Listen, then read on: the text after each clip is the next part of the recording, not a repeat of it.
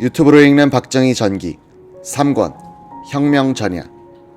감시당하는 박정희.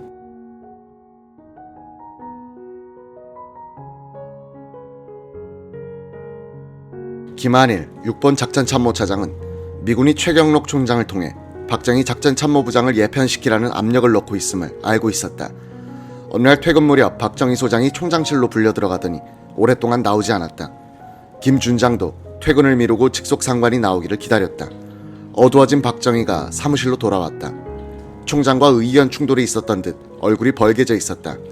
한참 있더니 박정희는 김한일에게 말했다. 내 문제는 김영이 좀 설명해 줄 수밖에 없겠습니다.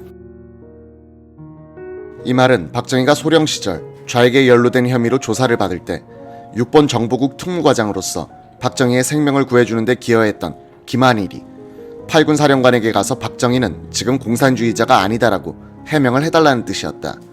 김한일은 그런 부탁을 들어주지 않았다.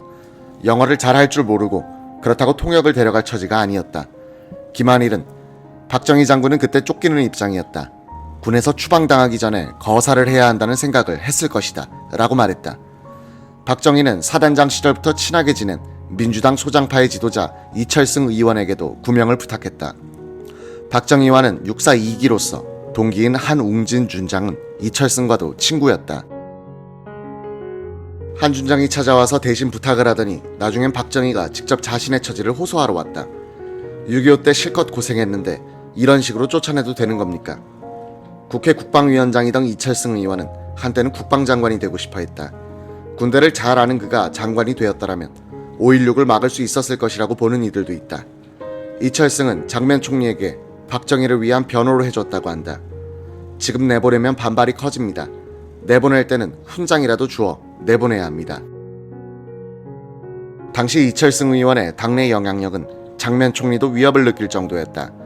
이철승은 장면 총리가 내 말을 듣고 박정희 장군의 옷을 벗기지 않았다고 생각한다. 그런 내가 5.16 뒤엔 그들의 탄압을 받아 최장기간 정치 규제에 묶여있게 되었지만 이라고 했다. 이 무렵 육사교장 이한림 중장이 장면 총리의 부름을 받고 서울 반도 호텔에 총리실로 갔다. 이 장군, 한간에 들리는 말에 의하면 군인들이 혁명을 한다는 이야기가 있는 것 같은데 그 내막을 알고 있소? 안다면 나에게 알려주시오.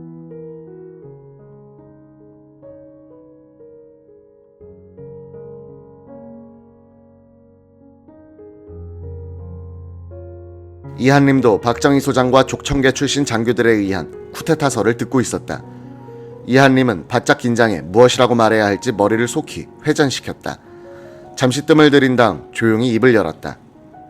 저도 그런 말을 들은 적이 있습니다만 육사에 있고 보니 정보가 어두워 확실한 보고를 드리지 못하게 된 것을 송구스럽게 생각합니다. 총리께서는 총장 이하 고위 장성들 그리고 정보기관을 통해서 잘 단속해야 하실 겁니다.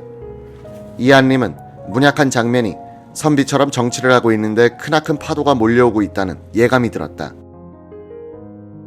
어떤 위기의식 같은 그런 불길한 감이 방 안에 가득 메우는 것 같았다. 정말 답답한 순간이었다. 그런 중차대한 문제를 육사 교장인 나에게 사정하듯 물어보니 난들 어떻게 하랴 싶었다. 그의 주변 인물들 중에는 문민 통제를 앞세워 군을 얕잡아보는 경향이 매우 심했다. 나는 정치인의 그런 풍조를 매우 염려했다. 정치는 힘인데 정치인이 군 장성을 무시한다면 군의 힘이 정치에 도움이 되지 못한다는 마키아벨리의 말이 떠올랐다. 정말 이 사람들이 정치를 모른다는 생각이 들었다. 특무대의 후신인 육군 방첩대도 끊임없이 쿠데타 모의설의 중심으로 떠오르고 있는 박정희를 근접 감시하기 시작한다. 이낙선 소령이 쓴 정의의 순환이란 기록을 인용한다. 하루는 남대없는 곤고구마 장수가 박정희 장군의 신당동 집 앞에 자리 잡았다. 조그마한 골목길에다가 더 고참 장수가 버티고 있는 곳에 격에 맞지 않는 풋내기 장수가 대담하게도 들어앉았다는 것은 좀 이상하지 않을 수 없었다. 돈 100환을 든 박 소장은 아기를 데리고 고구마를 흥정하는 척하면서 고구마통을 굽어보았다. 불없는 통 위에는 익은 고구마가 몇 개 뒹군 채 서글프게 놓여 있었다. 이거 수상하구나 라고 박 소장은 판단했다. 마침 그때 박 장군 댁을 방문했던 나는 사진기를 들고 나가 풍경을 찍는 척하고 돌려보다간 틈을 타서 초점을 장수에게 맞추었으나 슬쩍 고개를 숙이거나 전주 뒤에 허리를 굽히거나 해서 통 찍을 순간을 주지 않았다. 나는 박 장군의 어린 딸을 데리고 나가 고구마 장수 옆에 세워두고 그자의 사진을 찍었다. 박 장군은 육사 2기 동기생인 헌병감 심흥선에게 연락해 고구마 장수를 연행하도록 했다. 취조를 시작하자마자 506 방첩대장의 지시를 받아 잠복 근무 중임이 밝혀졌다. 서울지구를 관할하는 506 방첩대 이행주 중령이 빼앗다시피 가짜 군고구마 장수를 인수해갔다. 1960년 가을에 김종필 중령을 중심으로 한 648기 장교들과 박정희의 마음에서는 쿠데타의 꿈이 다시 태동하고 있었다. 양쪽은 곧 김종필의 매개로 연결된다.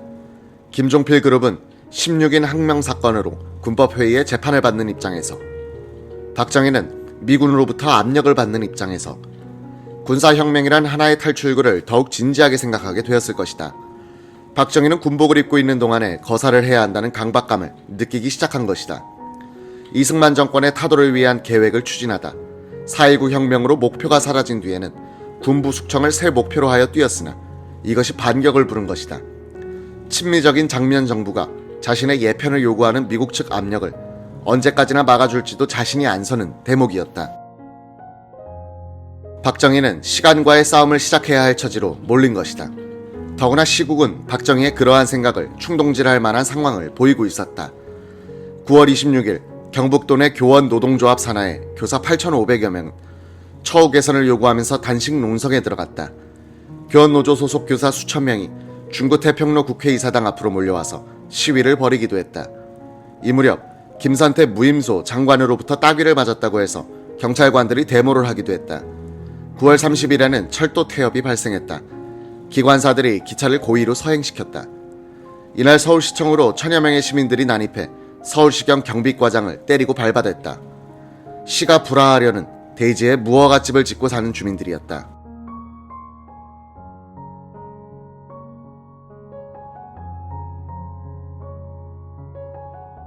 10월 8일 서울지방법원은 3.15 부정선거에 관련돼 구속 기소되어 있던 곽영주 전 대통령, 경호 책임자 등 피고인들에 대해서 소급하여 처벌할 수 없다는 이유를 들어 무죄를 선고, 석방했다. 그 3일 뒤 4.19 부상 학생들이 문제의 판결에 항의한다면서 국회의사당에 난입했다.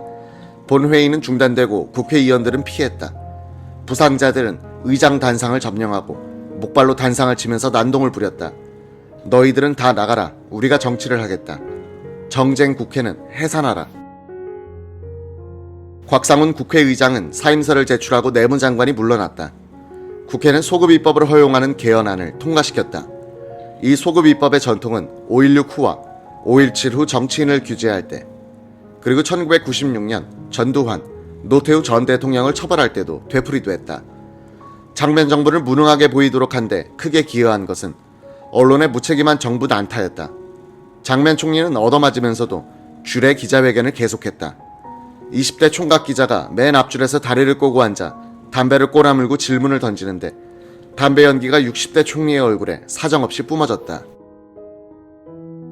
당시 장면 총리의 공보 비서는 경향신문 정치부장 출신 송원영. 그는 마치 언론 자유는 장 정권을 타도함으로써 완성되는 것처럼 언론이 민주정권을 독재정권보다도 더 가혹하게 두들겼다고 개탄했다. 당시 언론기관이 얼마나 막강했는가는 장면 내각의 제1차 국무회의에서 기자단 대책을 논의한 것만 봐도 알 수 있다. 홍익표 내무장관은 기자단에서 총회를 한다면서 협조를 요청하는데 얼마나 내면 좋겠는가 라고 문제를 제기했다. 말이 기자단 총회지, 그것은 거둔 돈을 나눠 가지는 모임이었다. 그런 총회가 1년이면 대여섯 번씩 있었다. 국영방송 KBS도 정부 공격에 가담했다. 송원영이 어느 날 라디오를 들으니 프로그램 진행자가 한다는 말. 춥고 배고픈데 음악은 들어서 무엇 하느냐고요? 글쎄, 그 말도 일리는 있습니다마는. 방송국장에게 항의를 해도 효과가 없었다. 서울 1일신문의 연재 만화에는 면이와 경근이 때문에 창피해서 라는 글과 함께 두 손으로 얼굴을 가리는 사람의 모습이 그려져 있었다. 장시 종친회에서 장면 총리와 입원 치료 중 일본으로 달아난 자유당 실세 장경근이 장실한 점에서 창피해서 견딜 수 없다는 만화였다. 총리와 3.15 부정선거 사범을 같이 취급하는 태도에 격분한 송원영은 이관구 사장을 찾아가서 항의했다. 이 사장은 쯧쯧 이건 너무했는걸 하면서 윤전기를 세우게 하더니 만화를 지워줬다.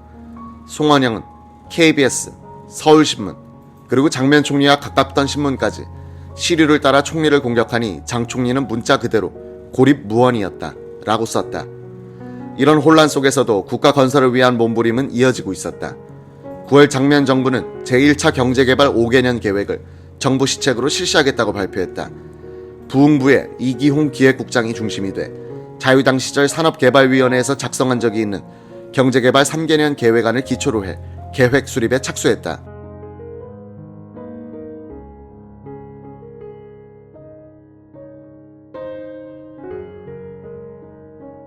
자유당 때 성안된 장기 경제개발 계획안을 보고받은 이승만 대통령은 아니 불구대천의 원수 스탈린의 방식을 따르자는 것인가라고 힐책해 이 계획은 묵살되었으나 이기홍, 이한빈 같은 미국 유학파 경제관료들은 하나의 불씨처럼 그 꿈을 간직해오고 있었다.